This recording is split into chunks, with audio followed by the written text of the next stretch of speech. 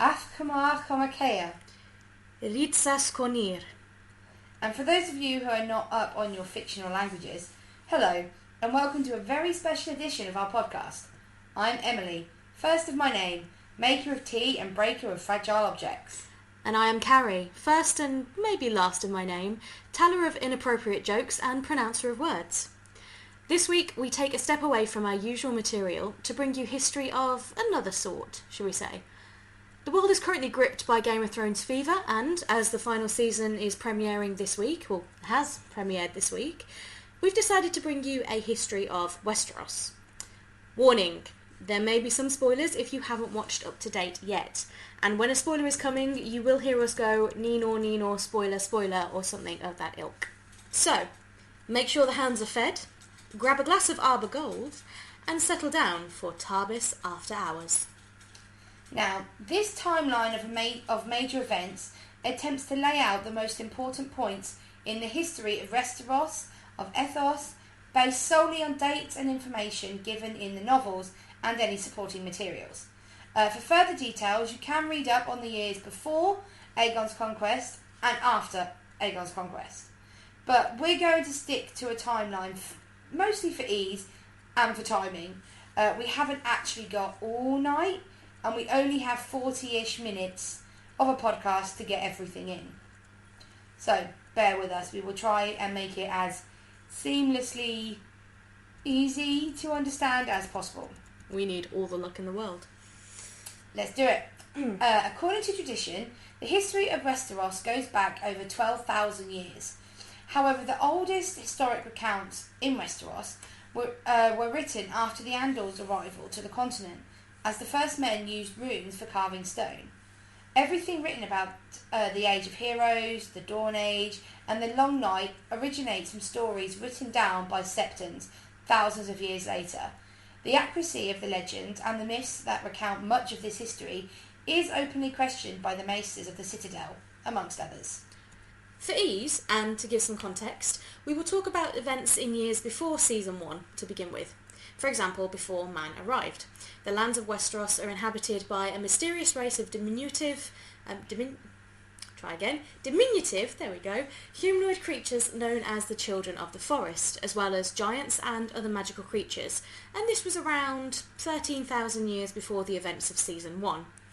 700 years later, so about 1,300 years before Season 1. Get it now? You with us? Good. The first men invaded Westeros. They were a human ethnic group from Essos. Now, Essos is the largest of the 4 known continents in the world. It's east of Westeros, Westeros, west, Essos, east, north of Sotheros and Ulthos. It stretches from the narrow sea in the westlands surrounding the Jade Sea in the east, if not slightly further. No one quite knows what's west of Westeros. That's Arya's task. Back to the first men. They invade Westeros by crossing the Arm of Dawn, which is in the south of Westeros and is essentially a land bridge that linked southeastern Westeros and southwestern Essos, bearing weapons of bronze. So essentially a Game of Thrones Bronze Age. When the Children of the Forest and the First Men went to war, the old songs say Green Seers of the Children used the hammer of the waters to make the seas rise and sweep land away, thus shattering the arm in an attempt to end the invasion. It kind of worked. The arm was broken, creating the broken arm, and the island chain known as the Stepstones, but it was too late. Some men had already crossed, and the war went on. The war itself lasted for roughly 2,000 years. Oh, just a short one. Yeah, just a tad. This was before the first men and the Children of the Forest agreed on a truce. This truce was known as the Pact, and it was signed on the Isle of Facet. It was a truce so simple that I'm not sure why it took 2,000 years and many lives to figure it out. But hey, Game of Thrones wouldn't be fun if it was so simple, would it? True. It was agreed that the first men would control the open land, while the children would control, wait for it, the forests. No. Yep, they agreed that the Children of the Forest would control the forest. Wow. Yeah. For the next 200 years, so 10,300 years before Season 1, that would become known as the Age of Heroes. It was a happy time, it was a peaceful time, where men and women would live in harmony and prosperity following the forging of the so-called pact. Over the years, the first men and the children of the forest would set aside their cultural differences to embrace the ways and customs of each other's times, with the exception of a few. For example, the drowned god of the Iron Islands, the Lady of the Waves, and Lord of the Skies of the Three Sisters. Many noble houses of Westeros trace their lineage back to the age of the heroes, and grand historical figures are said to have lived at that time. Brandon the Builder, Lan the Cleaver, and Garth the Gardener, all of whom we shall discuss later on. Yes, we will. But now we shall begin, I guess, where it's all going to end. The beginning of the White Walkers. Dum dum dum. Very dramatic. Thank you. It was known as the Long Night, and so it began. The White Walkers invaded from the north, but we don't know where they came from. We know where the Night King came from. He was essentially one giant fuck-up. In this time, still 8,300 years before we first meet our heroes, devils, our souls, Tyrion. Yeah. The night seemed to last for a generation, and the longest, coldest, and darkest winter descends on all of Westeros.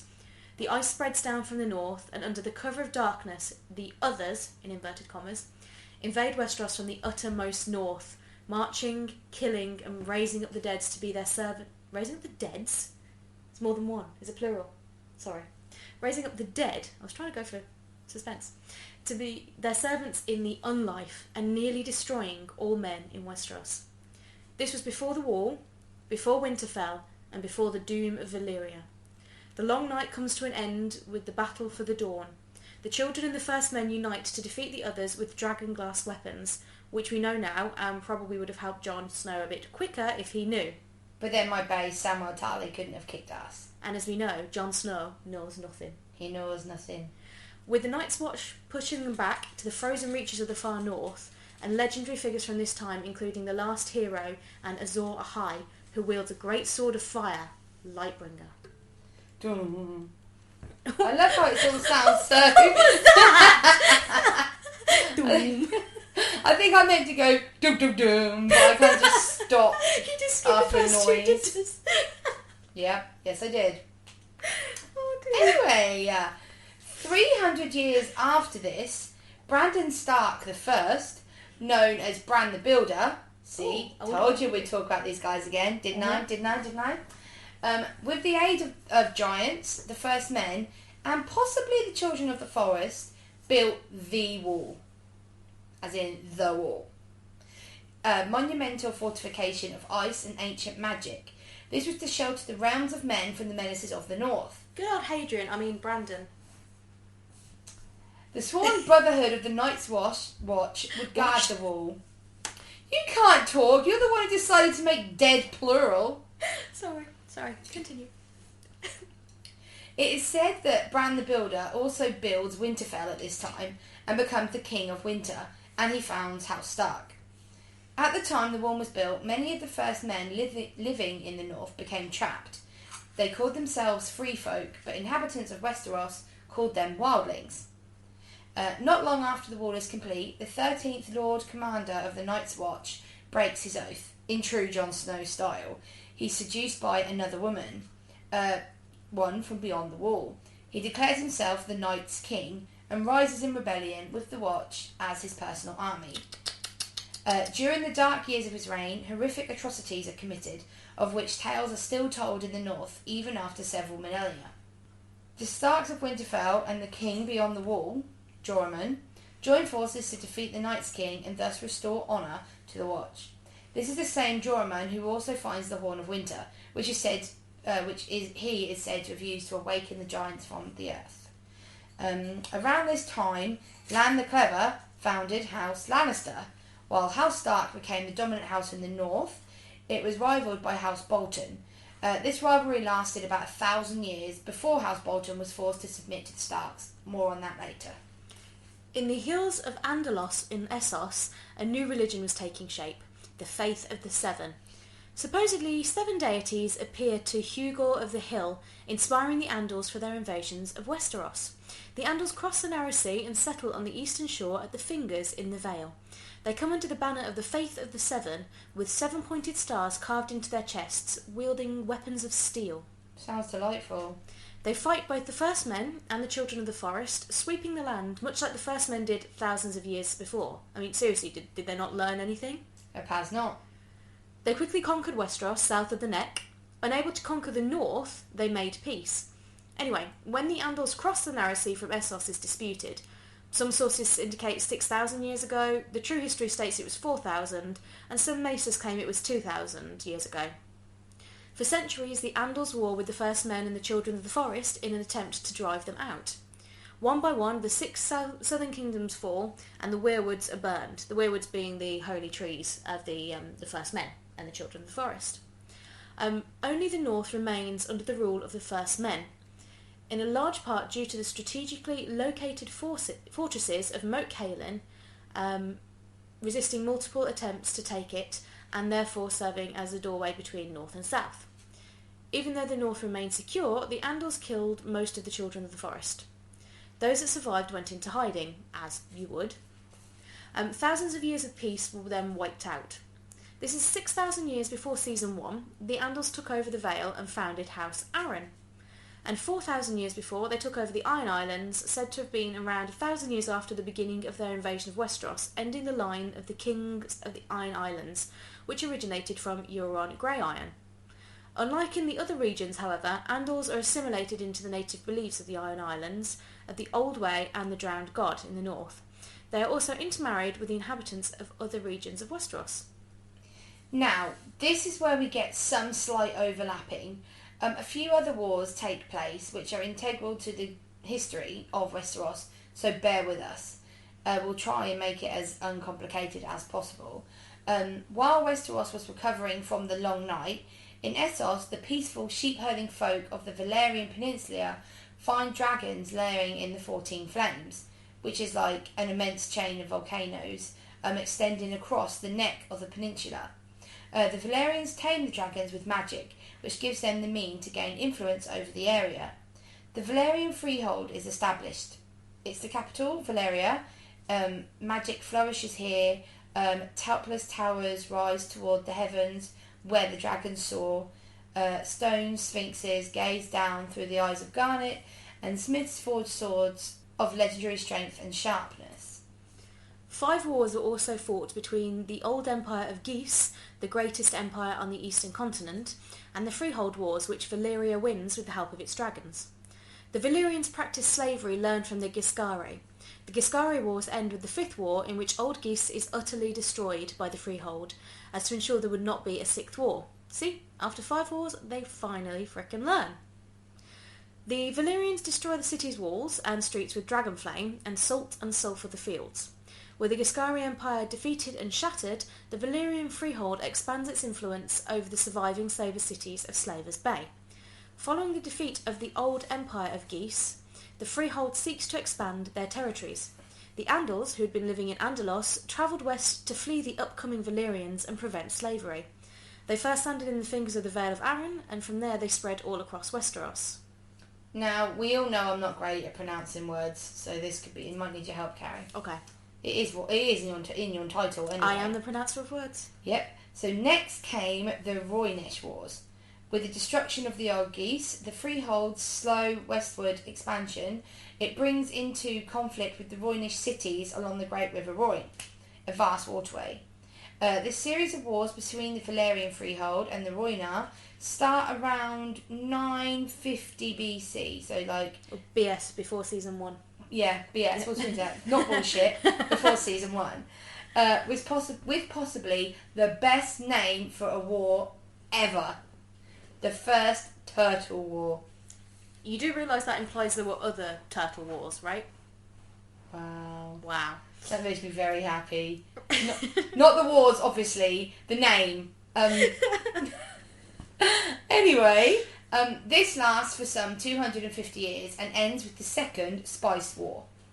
The Roynar migration was about Prince Garin the Great, who raised an army of 250,000 people, there's a big army, to oppose the Valyrians, but he failed utterly against their dragons. Shocker. Yep. Following the defeat in the Second Spice War, Nymeria and Rhoynish warrior queen evacuated the survivors of Garen's War, mostly women and children, on 10,000 ships across the Narrow Sea, seeking refuge in Dorne in southern Westeros. There, Nymeria forms a marriage alliance with Lord Mors Martell, and together they finally organise the land into one kingdom, establishing House Martell as the ruling House of Dorne after Nymeria's War. The Valyrian freehold annexes a small island at the mouth of Blackwater Bay, off the east coast of Westeros.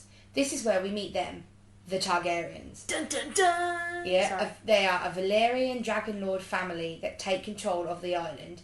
This is some 500 years before season 1. Okay.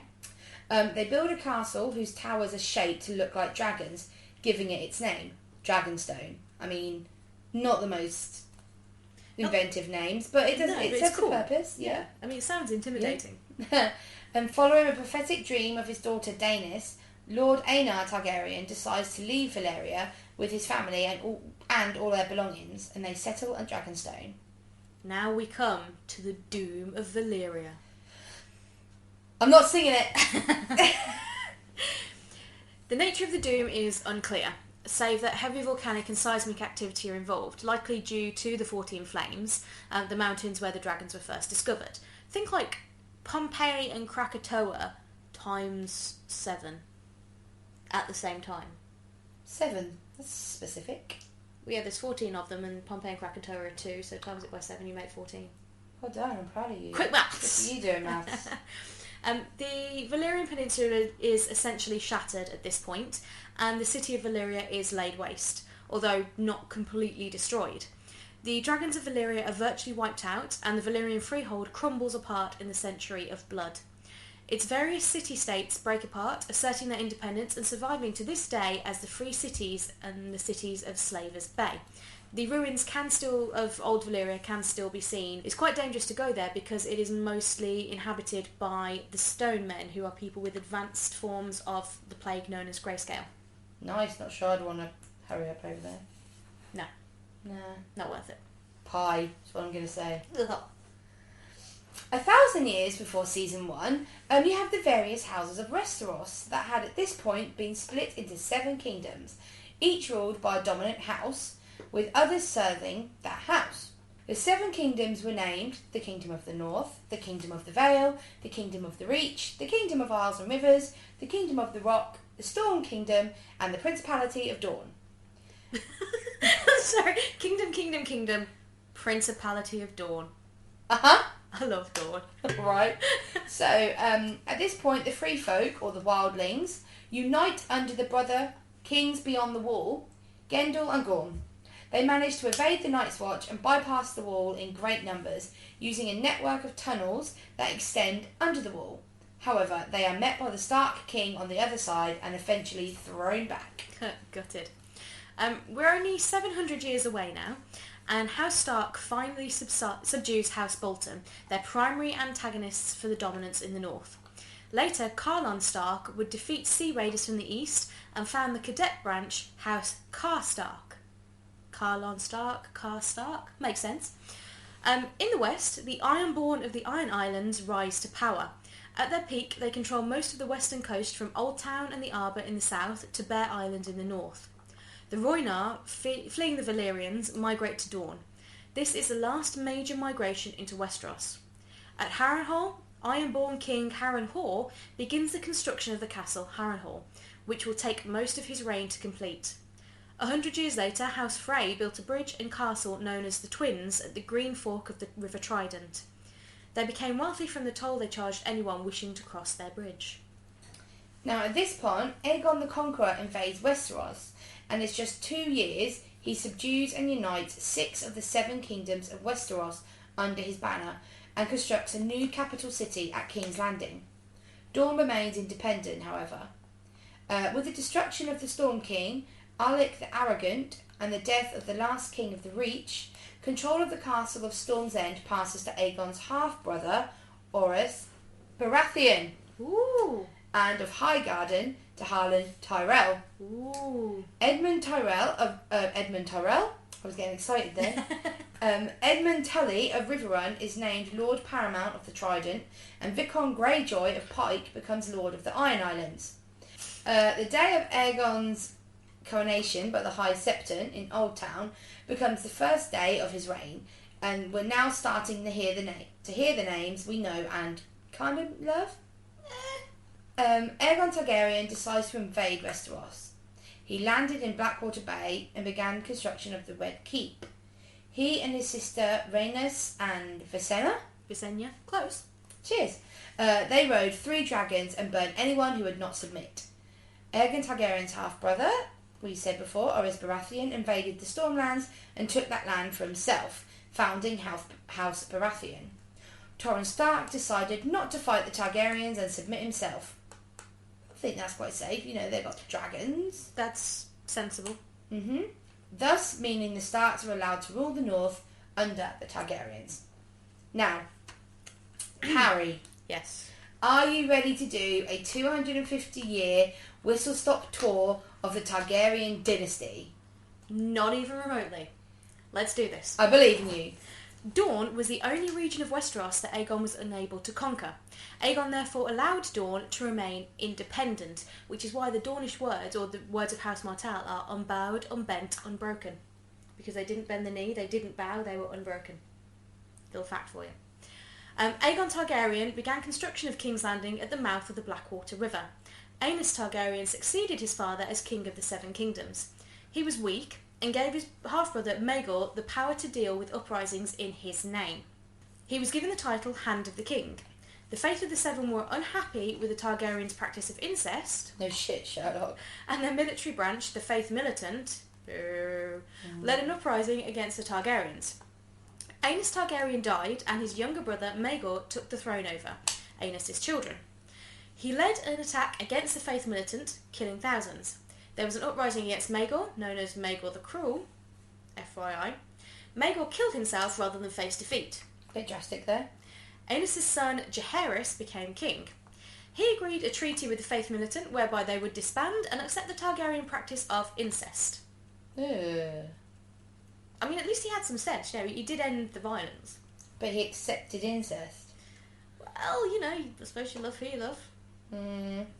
The numbers of Night's Watch had steadily declined. The Night's Watch abandoned Nightfort and moved its headquarters to Castle Black. Jaehaerys Targaryen died and was succeeded by his grandson, Viserys. Viserys died. He had nominated his daughter, Rhaenyra, to rule after him, but Sir Criston Cole, commander of the Kingsguard, named Viserys' son Aegon to rule as King Aegon II. The two children went to war, and this was known as the Dance of the Dragons.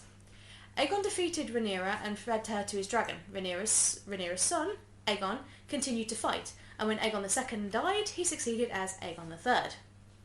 This is confusing. At least they keep the names the same, you know. They're like, what, brother, uncle, cousins. They might as well have the same name. Fair point. The Dance of the Dragons had led to the death of all the Targaryen dragons. Aegon III's son, Daeron, succeeded his father. Aged 14 years, he decided to invade Dorne, but was killed in the attempt. There's a reason they didn't submit. Just FYI. He was succeeded by his brother, Baelor, who made peace with Dorne. King Baelor died childless. He was also known as Baelor the Blessed because he built the Sept of Baelor in King's Landing and was basically... He was like the Westerosi equivalent of King Louis. He was better suited to be a monk than he was a king. Okay. He was then succeeded by his brother Viserys II. Viserys II died and was succeeded by his son Aegon IV. Aegon IV was a bad and cruel king. Bad man. He scorned his son Daeron, who was married to Maria Martell, and preferred to maintain peace, instead giving preferment to his bastard son Daemon, known as Daemon Blackfire. It's a cool name. Alright. Sorry. It really is. If you're going to name your kid, you know, that's pretty hardcore. Yeah, Blackfire. Aegon IV died. He was succeeded by his true-born son, Daeron II. Daeron's half-brother, Daemon Blackfire, claimed the throne, stating that Daeron was illegitimate. The move sparked... Yeah, I know, right? The move sparked a civil war as houses declared themselves for one side or the other. Daemon, with a large force, marched on King's Landing. He was met by an army led by Daeron II's sons Baelor, I can't get my words out, Baelor and Maekar. The resulting Battle of Redgrass Field was eventually won with the arrival of Dornish forces in support of King Daeron that routed Daemon's men. You're doing very well, dude. I'm proud. Thank you. Do you need to breathe? Have a drink? No, I'm good. I've got this. Continue. I'm halfway there. You are. In recognition of the support given by Dorne during the Battle of Redgrass Field, Daeron II married his sister Daenerys to Maron Martell. Sir Duncan the Tall and Prince Aegon embarked on a series of adventures across Westeros. Their adventures were told in the tales of Dunk and Egg. An illness known as the Great Spring Sickness then spread through Westeros, killing many of the population, including Daeron II and his heir Prince Baelor. Daeron's next eldest son succeeds as King Aerys I. Supporters of the Blackfyre family attempt a second revolt against the throne, but are caught and executed. Many Blackfyre loyalists fled to the Free Cities. Daemon Blackfyre's brother formed the Golden Company, providing sellswords to those who will pay. Aerys I faced another rebellion by the Blackfyres, but it was again put down successfully. Aerys died childless and was succeeded by his brother Maekar I. Maekar I died whilst laying siege to a rebel lord's castle. Maekar's two eldest sons had died of disease, so the throne was offered to Maekar's third son, Aemon, who was a maester of the citadel. He refused, stating that his vows as a maester would not allow him to be king. The throne therefore passed to Maekar's fourth son, Aegon V. Now, Aegon V was a benevolent ruler who tried to enact measures to make life easier for the small folk. Oh, bless him. However, in order to do so, he had to raise taxes on the rich, which turned many lords against him. Aegon V faced a new rebellion by the grandson of Daemon Blackfyre, but it was easily suppressed. Pycelle became Grand Maester to Aegon V. Aegon V was then faced with a new rebellion by supporters of the Blackfyres. Oh my god, did they not learn? Apparently not. Known as the War of the Nine Penny Kings, because 9 leaders of the rebellion sought to make their own lands in Westeros, the rebels had some initial success. But when the leader of the rebellion, Maelys Blackfyre, was killed, Sir Barristan Selmy by... Seriously! But when the leader of the rebellion, Maelys Blackfyre, was killed by Sir Barristan Selmy, they faced defeat. Selmy and Brynden Tully, known as the Blackfish, were celebrated as heroes for helping Aegon V defeat the rebels. Barristan Selmy was appointed a member of the Kingsguard. Aegon V had wanted Olenna Redwine to marry one of his sons, but she didn't want the match, and married Lord Luther Tyrell instead. And trust me, you don't make Olenna Tyrell do anything she didn't want to do. You do not. You do not. Aegon V and his son Duncan were killed in a fire at Summerhall. Aegon's son, Aerys, became king. I'm very proud of you. Thank you. That was like a page and a half. That was exhausting. You're very good. Thank you. So I'll take over now for a little bit. You're too kind. At this point, Tywin Lannister restored Lannister control of the Westerlands. Aerys II appointed Tywin Lannister Hand of the King. Twins Cersei and Jaime were then born to Tywin Lannister and his wife Joanna. A son, Tyrion, was also born to Tywin and Joanna. He suffered from dwarfism. His mother died from complications of this birth. And as you all know from Game of Thrones, he basically has this held against him for the rest of forever. Mostly by his sister. Yes. Cersei Lannister and her friend Malaria Heatherspoon, is that right? Close, Melara. Melara Heatherspoon. Of all the surnames, Heatherspoon just seems a little bit too normal. It's anticlimactic. Isn't it just? They visited a witch called Maggie. Maggie the Frog. In the forests. She was told that she would marry the king and become queen. She would have 3 children, all of whom would die before her and her husband would father 20 children. She was also told that her reign as queen would be short-lived because a younger and more beautiful queen would take her place. Foreshadowing. Why do people ask for their fortune? Rule number 1, never ask for your fortune to be read. You probably won't like it. Mm-hmm. Continue. Aegon V would not allow a marriage between Cersei Lannister and his son Rhaegar. Instead, he married Rhaegar to Olenna Martell of Dorne. Aegon V was beginning to mistrust Tywin Lannister, can't think why, and when trying to deal with the problem himself, he was imprisoned and had to be rescued. A son, Theon, was born to Balon Greyjoy. Prince Rhaegar won a tournament that was held at Harrenhal and shot those present and shot those present when he named Lyanna Stark Queen of Love and Beauty instead of his wife.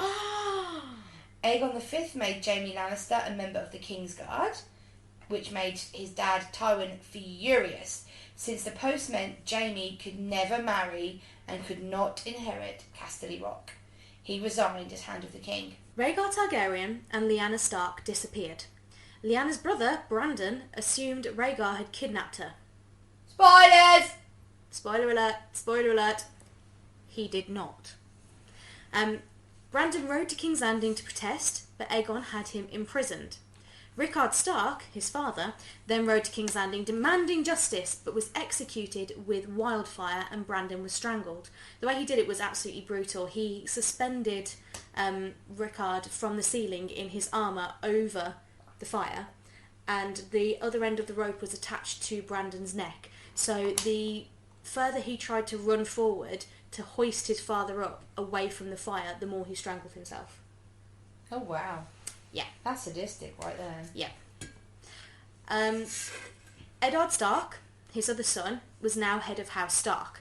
He called out his bannermen and joined Robert Baratheon. They vowed to bring down the Targaryens. Robert was defeated, at the Battle of Ashford, but then saw victory at the Battle of the Bells. Rhaegar Targaryen had his marriage to Elia of Dorne annulled and... Spoilers! Spoiler! Secretly married Lyanna Stark. Told you. Spoilers. Eddard Stark married Catelyn Tully, and Jon Arryn married Lysa Tully, two sisters and the nieces of Brynden Blackfish. Yeah. The royalist forces led by Rhaegar Targaryen were defeated at the Battle of the Trident. Rhaegar was killed by Robert Baratheon. He took a massive hammer to the chest, and the rubies that were encrusted in the sigil of the Targaryen family on his chest fell out into the river along with his blood, and the river ran red with his blood. With Rhaegar dead, many nobles changed sides and marched to King's Landing. Jaime Lannister killed Aerys II and was given the name Kingslayer. Robert Baratheon was proclaimed King Robert I. He appointed Jon Arryn as Hand of the King. Lyanna Stark then gave birth to a son in the Tower of Joy.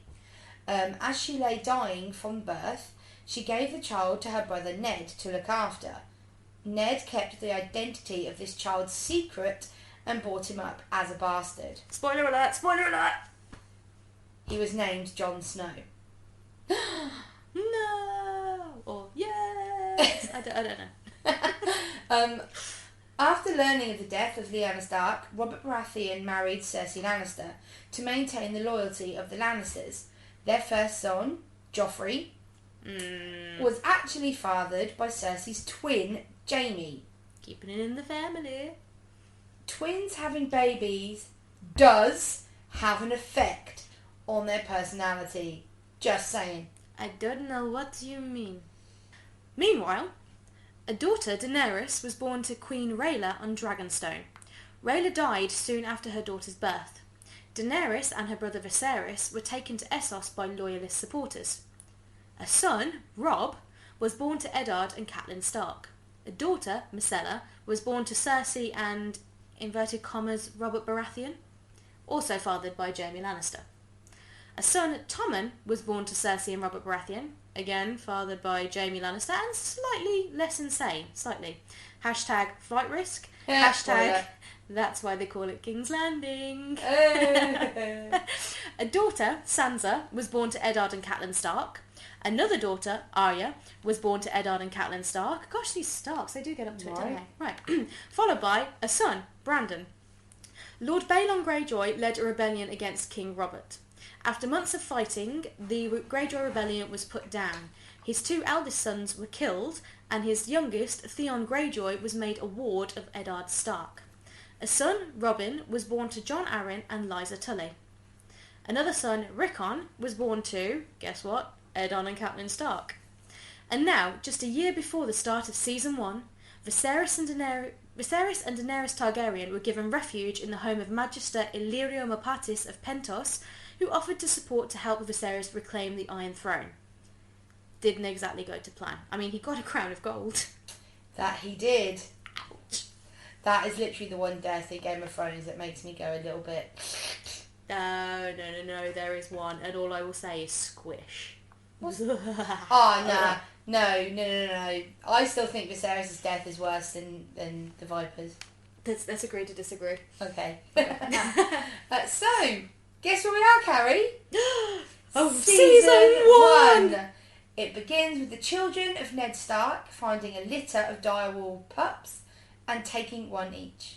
This is also book 1 of the book series it's based on, A Song of Ice and Fire. Definitely, yeah. This thus ending the history of Westeros from before the show or the books begin. If you're confused, so are we, slightly, but if you slow down the podcast and listen again, I'm sure it will make sense, albeit we may sound a tad creepy. Yeah, you may also want to do one of those wall charts that seem to have the strings everywhere across the room just to keep up with who's related to whom and who's doing whom and who killed whom and, yeah. I don't think there's enough string in the world to do it correctly. No, but it'd be a great limbo party if you tried. Right. Yeah. So, it's that time again. Time for the ridiculous deaths. And in keeping with the theme, we've gone for a ridiculous Game of Thrones death. We've covered here that the Targaryens were, they controlled the dragons, they believed they were blood of the dragon, and this hit home with one particular ruler, Aerion Targaryen, also known as... That's a nice thing to say! Aerion Targaryen. Aerion Targaryen. Well, better than Anus Targaryen. How I didn't laugh the whole time you'd said that. I don't know. I'm so proud of myself. I was trying so hard not to look at you. Also known as Aerion Brightflame, for reasons that will become very obvious very soon. Now, he was human, and he had this supernatural connection with dragons, so much so that he believed himself to be one of them. As in a dragon? He believed himself to be a dragon. Now, don't forget, the Targaryens practiced incest, and incest, as we know, does not make for stable rulers. No. Or stable people, or five-fingered people with no webbed toes. That was a little dig at Norfolk. That was rude. I did not specifically say Norfolk, but since you've said it. Shut up, please. So he was so convinced that he was a dragon, but try as he might, he couldn't quite bring himself to breathe fire. It's a bit of a problem if you're a dragon. I mean, let's ignore the whole flying thing, the fire breathing thing is pretty major. So he did the next best thing. He swallowed it. He took a nice, big gulp of the Westerosi equivalent of napalm, wildfire. Spoilers, it did not end well. The ashes of Aerion Brightflame could formerly be seen on display in the Sept of Baelor in King's Landing, mixed with bits of green gunk. That was such an evil laugh. That was such a chuckle. He swallowed wildfire, like... Yeah. What an idiot. It's like, I can't breathe fire, so I'll swallow it instead, because that's going to work. Wow. You don't know, man. You don't know. Oh, we do know. We do know. Yeah, we do. That's the thing. So yeah, that is a slightly different podcast this week, but I thought with season 8 of Game of Thrones beginning, it was a good time to maybe do a, I don't know what you call it, like a catch up, or just people who either aren't massively into it or just want to know a little bit more about what happened before the show starts. I thought it'd be a good place to kind of begin. Now, you'll notice we didn't go into too much detail other than families and a couple of battles here and there about what actually happens in the TV series or the books. There's a very good reason for that, is because even though we did give a couple of things away, although we did shout spoilers beforehand, so if you continued listening, it's on you guys, it's on you. We don't want to give away too much because it is a fantastic series, so well cast, well acted, well directed, well produced, well done. And the books are incredible. The fact that everything we've just told you, that entire history, came out of the mind of one man, George R.R. Martin. I mean, no doubt he... some issues. Yeah, I mean, yeah, obviously. No doubt he would have had his influences and things, but it is an incredible, incredible feat. So, to George R.R. Martin, thank you. Thank you for creating that world, those characters, for screwing us up so royally that we always come back for more. And please finish the books before you die. Please. Please. You're the coolest kid. Please. Okay, moment over. Right. Yeah, I nearly cried. Right. We've got some other news, haven't we? We have.